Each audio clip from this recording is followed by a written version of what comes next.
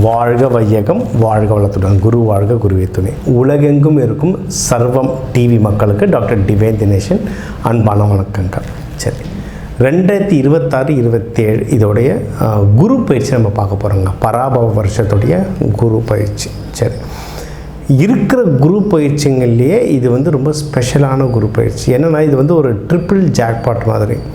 ஒன்று, நம்ம வந்து இது குரு பயிற்சி எப்போ நடக்குதுன்னா, ஆற்காடு பஞ்சாங்கம் பிரகாரம் இந்த வருஷத்தோட அரசர் யாருன்னா குரு தான். ஸோ அரசர் குருவாக இருக்கும்போதே குரு பயிற்சி நடக்குது ஒன்று. இன்னொன்று வந்து உங்களுக்கு கடகராசியில் உச்சமடைகிறது வர இது.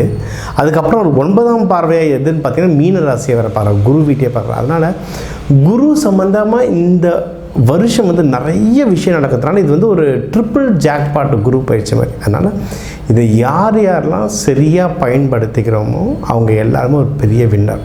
இன்னொன்று, நிறைய பேருக்கு ஒரு மித் இல்லைன்னா ஒரு என்ன நினச்சிக்கிறாங்கன்னா, சில பேருக்கு குரு பகவான் வந்து பார்த்தா சில ராசிக்கு தான் பார்ப்பார், சில ராசிக்கு பார்க்க மாட்டார் அப்படின்னு நினச்சிக்கிறோம். அப்படிலாம் இல்லைங்க. எல்லாரோடைய கட்டத்திலையும் குரு பகவான் இருப்பார். எல்லாருடைய கட்டத்தில் ஏதாவது ஒரு 3 வீட்டை அவர் பார்ப்பார், ஒரு வீட்டை அவர் இருப்பார். அப்போ ஒரு 4 கட்டத்துக்கு அது கூட சேர்ந்திருக்க கிரகங்களுக்கு சஞ்சாரங்களுக்கும் நிறைய நல்லது நடக்கும். ஆகமத்தில் எல்லா ராசிக்காரங்களுக்கும் நல்லது நடக்கும் குரு பகவானால். சரிங்களா? ஒன்று என்னென்னா, எந்த வீட்டை பார்க்குறாரு, எந்த வீட்டில் இருக்கிறாரு, எந்த வீட்டோடைய கம்பைன் ஆகிறாருன்றதை பொறுத்து உங்களுடைய பலன்கள் மாறும். இப்போ சில பேருக்கு திருமண வீட்டை பார்ப்பார், சில பேருக்கு வேலையை பார்ப்பார். அந்த மாதிரி அவர் எந்த வீட்டை பார்க்குறாருன்றதை பொறுத்து விஷயங்கள் மாறும். நீங்கள் எக்ஸ்பெக்ட் பண்ணுற விஷயம் அதில் வருதா இல்லையான்றது மட்டும் தான் கேள்வி. இது வந்து சாதா மக்கள் பார்க்குறது. ஸ்பெஷல் சாதா என்ன அப்படின்னா, எதுவாக இருந்தால் என்ன, அவர் ஒரு 4 வீட்டில் இருக்க போகிறாருல, 3 வீட்டை பார்க்குற ஒரு வீட்டில் இருக்கார்ல, எதெல்லாம் பார்க்குறாரோ அதை நம்ம பிடிச்சிக்கிட்டோன்னா வின் ஆகிடலாம். இப்போ எல்லாருக்கும் எல்லா வீடும் பார்ப்பாங்கன்றதில்ல, ஏதோ ஒரு சில நல்ல விஷயங்கள் நம்மளுக்கு பார்க்க போகிறாரு, அதை நல்லா ஸ்ட்ராங் பண்ணிக்கிட்டோம் அப்படின்னா ஜெயிச்சிடலாம். உங்கள் ராசி லக்னத்துக்கு வந்து அது எந்தெந்த வீட்டை பார்க்க போகிறாருன்றதான் ஒவ்வொன்றா சொல்ல போகிறேன், பார்ப்போம் வாங்க. இதுக்கு முன்னாடி உங்களது வந்து இது ராசி மட்டும் இல்லை, உங்கள் லக்னத்தையும் பாருங்கள். லக்னம்னா இப்போ உங்கள் ஜாதக கட்டத்துக்கு லா போட்டு 2 கோடு போட்டிருக்கோம், அதுதான் லக்னம், அதுதான் உயிர். சரியா? ஸோ உங்கள் ராசிக்கும் பாருங்கள், உங்கள் லக்னத்துக்கும் பாருங்கள், ஒன்றும் பர்ஃபெக்டாக வேலை செய்யும். இது ஒன்று. இன்னொன்று, ஆரம்பத்திலே உங்களுக்கு சில டிப்ஸ் சொல்லிடுறேன். சரியா? நீங்கள் வந்து உங்களுடைய எந்த தசா புத்தி பண்ணணும் சரி. ஏன்னா நம்ம வந்து இப்போ ராசிகள் லக்னத்துக்கும் பலன் பொதுவாக சொல்கிறோம். உங்கள் நட்சத்திரம் பொறுத்து, உங்கள் தசா புத்திகள், உங்கள் வயசு பொறுத்து தசா புத்திகள் எல்லாம் மாறும். சரியா?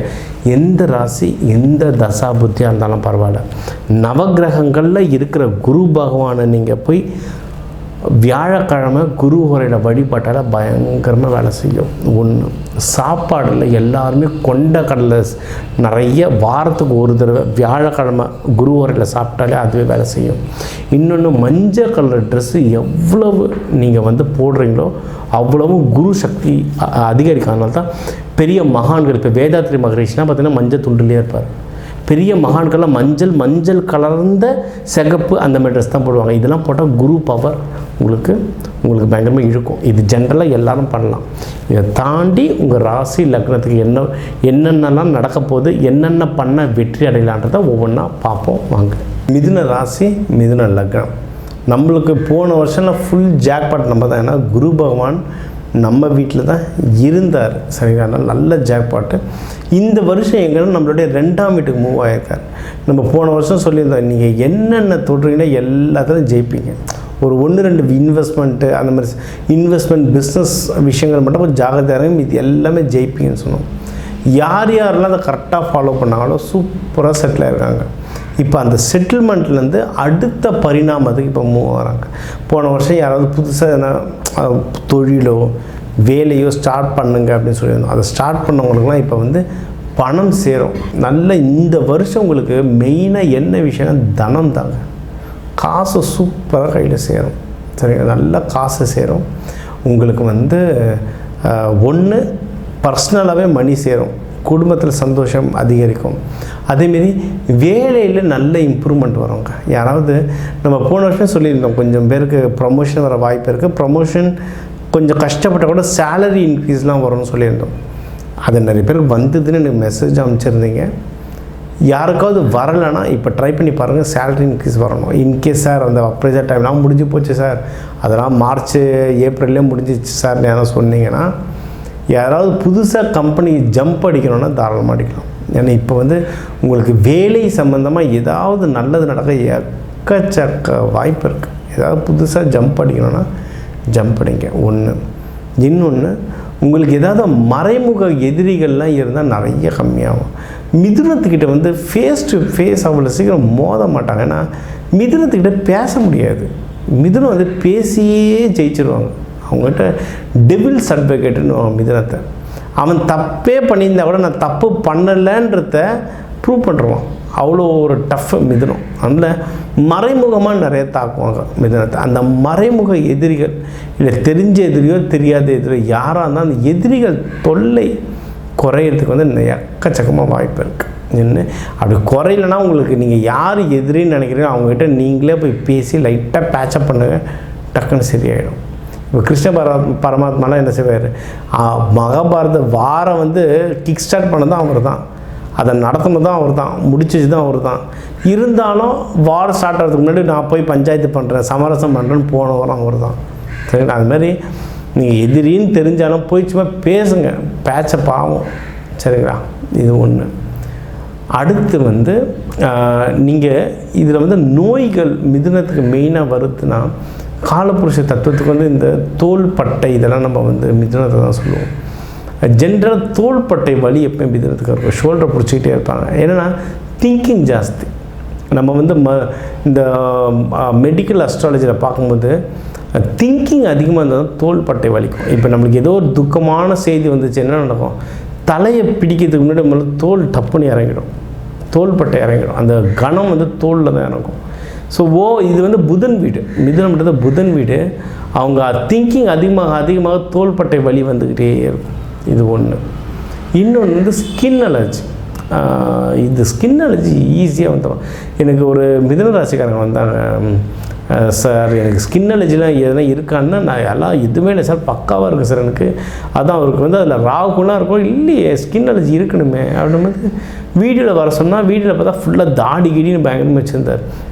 ஏன் சார் ஷேவ் பண்ணுங்க சார், ஏன் சார் இவ்வளோ தாடி வச்சுருக்கீங்க, அது சில விஷயங்களுக்காக அவரை ஷேவ் பண்ண சொல்லி, அவர் இல்லை சார் நான் ட்ரிம் வேணா பண்ணிக்கிறேன், ஷேவ் பண்ண மாட்டேன் அப்படின்னு. ஏங்க எனக்கு ஷேவ் பண்ணால் ஸ்கின்னெல்லாம் எரியும், எனக்கு ஒரு மாதிரி அலர்ஜி ஆகுனார். அதுதாங்க ஆரம்பத்தில் கேட்குறேன், ஸ்கின் அலர்ஜி இருக்கா இல்லையான்ட்டு அப்படின்னு. மிதுனத்துக்கெலாம் வந்து ஈஸியாக ஸ்கின் அலர்ஜி வந்துடும்.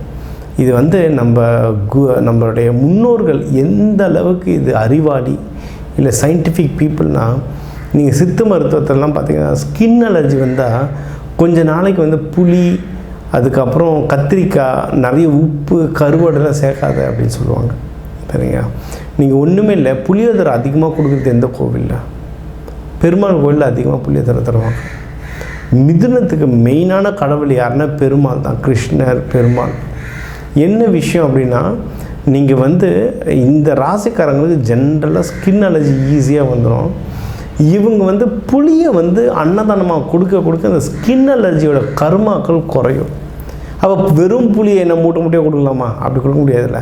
அப்போ புளி சாதமாக செஞ்சு வரவங்களுக்குலாம் அதை கொடுக்க உங்களுக்கு ஸ்கின் சம்மந்தமாகவோ இல்லை மிதுனத்தில் வந்து எந்த ஒரு கர்ம சம்மந்தமாக இருந்தாலும் அது குறையிறதுக்கு வந்து எக்கச்சக்கமான வாய்ப்புகள் இருக்குது. இதனால தான் நம்ம வந்து ஜோதிடம்ன்றது ஒரு science, astrology is a science அப்படின்னு சொல்லுவேன். ஏன்னா முன்னோர்கள் வந்து அவ்வளோ சயின்டிஃபிக்காக கொண்டு போனாங்க. நீங்கள் வந்து சில பேர் சொல்லுவாங்க, சார் நான் திருவாதிரை நான் சிவன் தான் கும்பிடுவேன், பெருமாள் எப்படி வருவார்னா, திருவாதிரை எதுன்னு பார்த்தா ராகுவோட நட்சத்திரம். ராகு ஸ்ட்ராங்காக இருக்கவங்கலாம் பாருங்கள், உடம்பு லைட்டாக அப்படியே ஸ்கின் அலர்ஜி வந்துகிட்டே இருக்கும். பாம்பு வந்து தோலை உரிச்சிக்கிட்டே இருக்க மாதிரி அவங்களுக்கு தோல் உரியும், ஸ்கின் ஏதோ ஒரு மாதிரி ட்ரையாக இருக்கும், ஏதாவது ஒரு இஷ்யூ ஸ்கின்னில் இருந்துக்கிட்டே இருக்கும். அதனால் இந்த ராசி லக்னம், மிதுன ராசி லக்னத்தில் இருக்கவங்க வந்து நீங்கள் புளியோதரை அன்னதானமாக கொடுக்க ரொம்ப நல்லதுங்க. சரிங்களா? இது வந்து நோய்க்கு. அதே மாதிரி நீங்கள் வெளியே ஏதாவது கடன் வாங்கணும், இல்லை ஸ்பவுஸ் ஹஸ்பண்ட் ஒய்ஃப் கிட்ட இருந்து எதனா ஹெல்ப் வாங்கினாலும் அது வாங்கிறதுக்கு நல்ல நேரம். உங்களுடைய தொழில் நல்லா முன்னேறும். தொழில் முன்னேற்றம், இந்த போன வருஷம் தொழில் முன்னேற்றம் இல்லை, கொஞ்சம் கஷ்டப்படுவீங்க, ஜாகிரதைன்னு சொல்லியிருந்தேன். இந்த வருஷம் வந்து தொழில் முன்னேற்றம் வந்து ரொம்ப சிறப்பாக இருக்கும். அதனால் இறங்கி ஆடலாம் நீங்கள். சரி, இப்போ இந்த விஷயம் மேலாம் நல்லா இருக்குது சார், இதெல்லாம் நான் எல்லாம் பர்ஃபெக்டாக நீங்கள் சொல்கிற மாதிரி ஜெயிச்சுட்டு வரணும். என்ன சார் பண்ணுறது அப்படின்னு நீங்கள் கேட்டிங்கன்னா, முன்னாடியே ஆரம்பத்தில் உங்களுக்கு சொன்னதான், பெருமாள் கிருஷ்ணர் வழிபாடு பண்ணுங்கள், புளியோதரை அன்னதானமாக கொடுங்க, திருவாதிரையாக இருந்தால் நடராஜர் ரூபம் அம்பாளோடு சேர்த்து வணங்குங்க, ரொம்ப நல்லது. பெருமாள் கோயிலுக்கு போகும்போது துளசி எடுத்துன்னு கொடுங்க, கிருஷ்ணர் கோயில் போகும்போது பெருமாள் கோயிலுக்கும் கிருஷ்ணர் கோயிலுக்கும் துளசி கொடுங்க. நீங்கள் சிவன் கோயில் போகும்போது வில்வம் எடுத்துன்னு கொடுங்க. இதெல்லாம் புதனுடைய ரொம்ப சேர்ந்தது.